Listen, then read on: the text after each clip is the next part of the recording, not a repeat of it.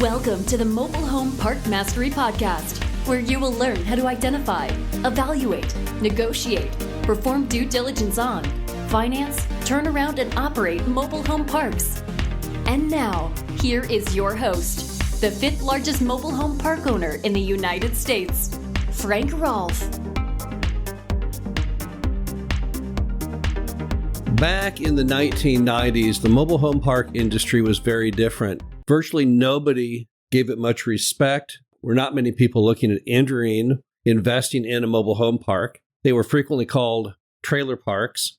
Sam Zell is just buying his first mobile home park back in the mid-90s. But we had one thing going for us. Even when lenders weren't really into the product type, investors didn't give it any credibility. And that was that mobile home manufacturing was soaring. It shot from about 150,000 units a year being shipped in the early 90s, all the way up to 375,000 homes shipped by the late 90s. And then suddenly the rug was pulled out from under us and it all came crashing down. This is Frank Rolfe, the Mobile Home Park Mastery Podcast. How we would revisit the event known as the Great Chattel Collapse, what it was, what the impact was, and what we learned from that. So back in the 1990s, when I got into the mobile home park industry with my first park, Glenhaven, back in 96, and subsequently I bought some more parks.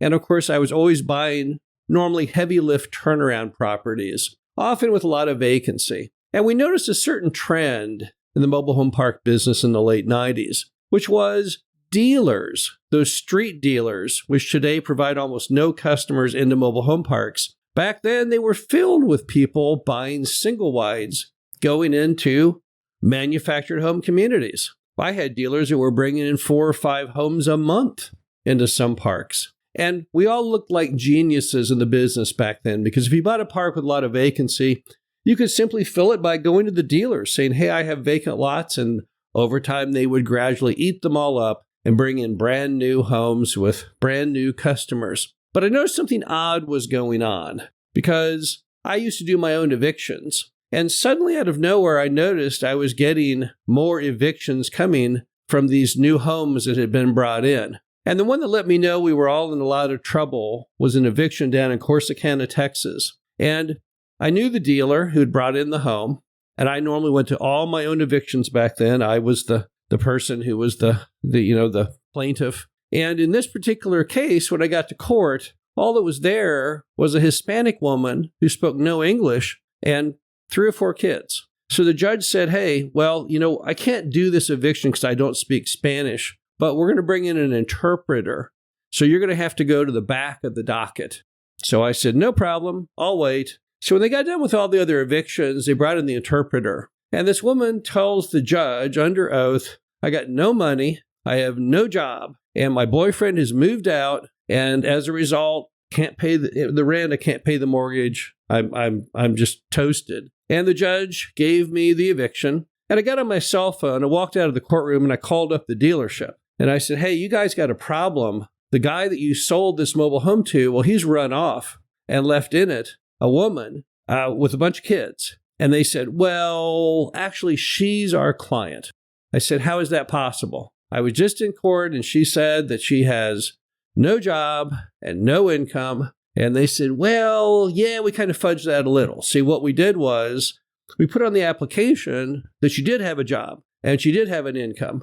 And that's how we got her approved. And I knew right then and there something terrible was about to happen, because who in the world would ever think of falsifying a document on a purchase of a mobile home? Back then they were $30,000, $40,000 in that manner. So I thought, well, wait, if this could happen, how many more of these other homes that the dealers have been bringing in are effectively falsified? And pretty soon, all of us mobile home park owners found out when in some properties, 20, 30, 40% of every new home that had been brought in went into default. And that collapse is known as the Great Chattel Crisis. What had happened, you might say? How did this occur? Well, lenders had been very conservative in olden times in the mobile home biz, because the typical strategy was you got a good amount down and a very short-term loan. And as a result, people built a lot of equity in the home quickly, and therefore they wouldn't possibly walk off in default. But some genius somewhere by the late 90s came up with the idea of the zero down, no income documentation, 30-year mobile home loan. And that allowed manufacturing to soar. How much did it soar? It shot up from about 150,000 units in 1990 up to about 370, 380,000 units manufactured and shipped annually by the late 90s. So that's a pretty big jump. That's more than a 200% increase.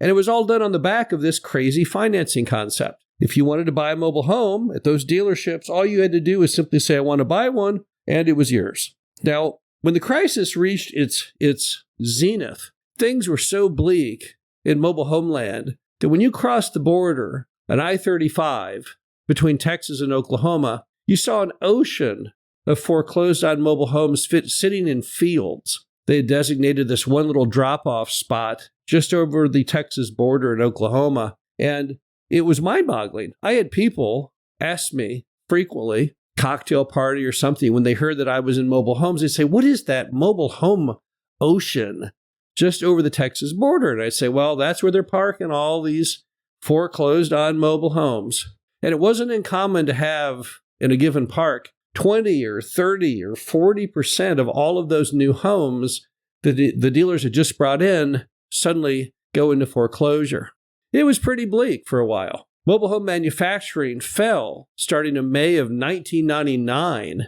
It fell from that lofty 375,000 units down to about 100,000 units.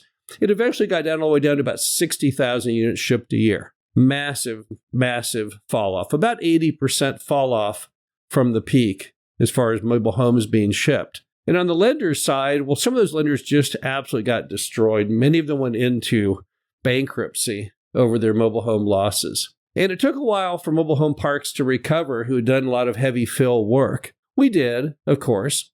One way, in fact, that we kind of mediated the issue was on a lot of those homes that had defaulted, we went to the lenders and they would sell them to us for nearly nothing because they had nowhere to even store them. But what were the great lessons learned from the chattel crisis? Well, the first thing I think we all learned is that a zero down, no income documentation loan just doesn't work.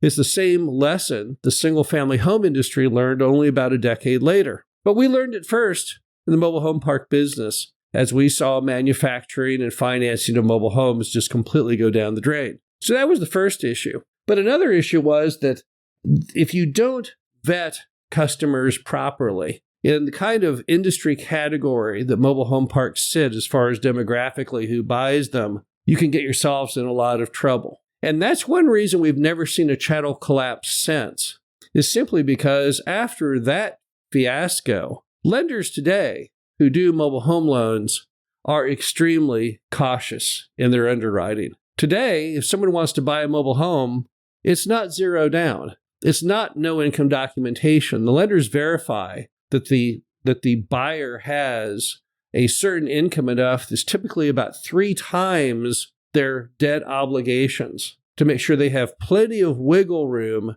to make the payments. And they're certainly going to want to have the buyer with skin in the game, back to the old days of 10 or 20% down typically. And that's how the industry has escaped any further collapses. But some might say, well, but now that we have this new system, how come we haven't seen massive sales again? Why have we not gone from 50, 60, or 100,000 units a year back to about 300 to 400,000 like we saw in the mid-90s? And my only response would be that simply there aren't enough people looking at buying mobile homes today that meet the rigorous underwriting guidelines of those who make mobile home loans. Clearly, we're in an affordable housing crisis, so it's not a demand issue. But instead, it's the simple fact that the lenders have very smartly kept very tight restrictions on who they allow to move into those homes. Today, the default rate on new mobile homes is running around 5%. That's actually pretty spectacular if you look at all of the statistics of others who deal in mobile home and mobile home park demographic customers. It's perhaps as much as 100% better than those who are making car loans to the same group. And that is the defensive armor that the industry has today, which keeps it away from ever falling back into the great Chattel Collapse territory. Now, clearly, as a mobile home park owner, I'm very separated from the success or failure of mobile home manufacturing and mobile home financing. When your mobile home park is full, you don't care if there are any mobile homes ever produced. It means nothing, because normally the homes that are moved into your park, they never leave. And once you attain 100% occupancy, probably the worst that would ever happen is someone might pass away, and then the family gives you the home for you to resell. So we're very much separated as an industry from the fortunes of the manufacturers. But at that same time, we all learned some serious lessons from the Great Chattel Collapse on the absolute importance of vetting customers and requiring them to have skin in the game.